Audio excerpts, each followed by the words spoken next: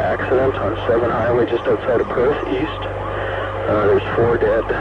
Probably a 5th will die very shortly.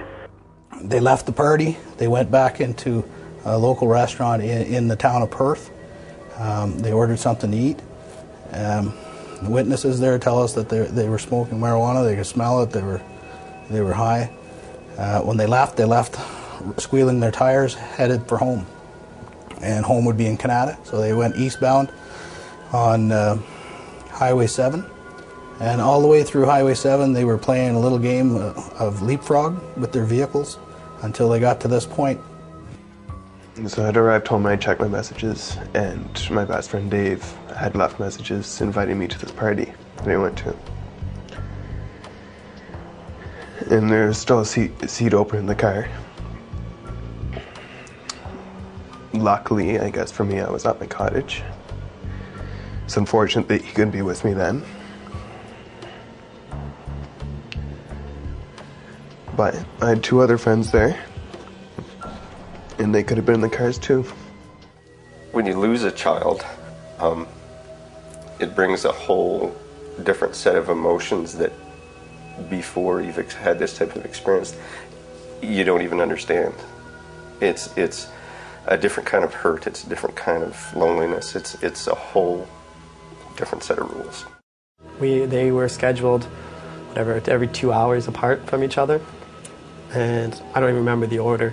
It just seemed unreal. It's like you sit there, you go through a funeral of one friend, you go outside, take a break, and you go back inside for another, and as new family members come in, and it's a whole day of trying to remember, and by the end of it, you almost feel sick. It's, oh, what a waste of life. 5 youthful, energetic, full of potential young men that are now gone and that we would never see again. And trying to say goodbye to them all in one day was very difficult. And information that was given to us by some of the survivors was, no, they weren't drinking, but they had been smoking dope. But what concerned me in one of the vehicles was the amount of narcotics that I found. We had realized then that he was also the driver of the red Honda that had caused the accident from all the information we've been able to gather at that point in time, and spoke with the hospital staff. Yes, blood had been drawn on him because they knew marijuana had been a factor in everything that had been going on that night.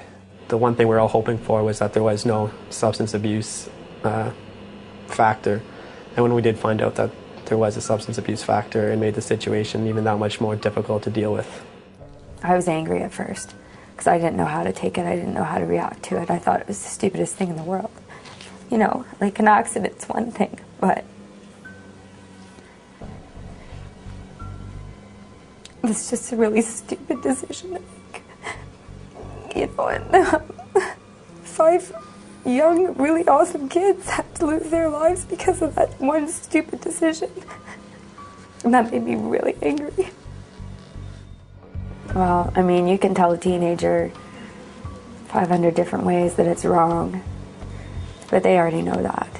I mean, they know the difference between right and wrong. My message would be to think for yourself. Make your own decisions. Be the big person. Some of the people that drove up with him to that party made a great decision that night. They decided they weren't driving back with him because of that, and they got in another vehicle, and they're alive today.